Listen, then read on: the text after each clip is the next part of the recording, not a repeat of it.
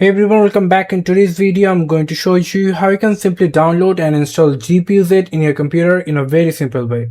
GPU-Z displays GPU model, VRAM, clock speeds, and real-time temperatures. How you can simply download it, open any of your favorite browser, then simply come over into the search option and simply search for GPU-Z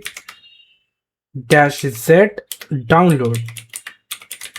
Click enter, and then you're going to click on this first this website SourceForge. Click on the GPU-Z download, click on the download, then you're going to get the download option. Click on the download, click on the folder icon, click on it 2 times to install. There will be a permission, click yes, and click on yes, and minimize all the background tab.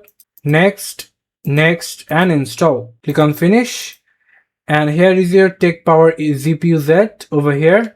And you can simply get all of your informations about your GPU in your computer in a very simple way. So this is how we can simply download and install GPU-Z in a computer. Thank you so much for watching. I hope to see you for another videos. Till then, goodbye.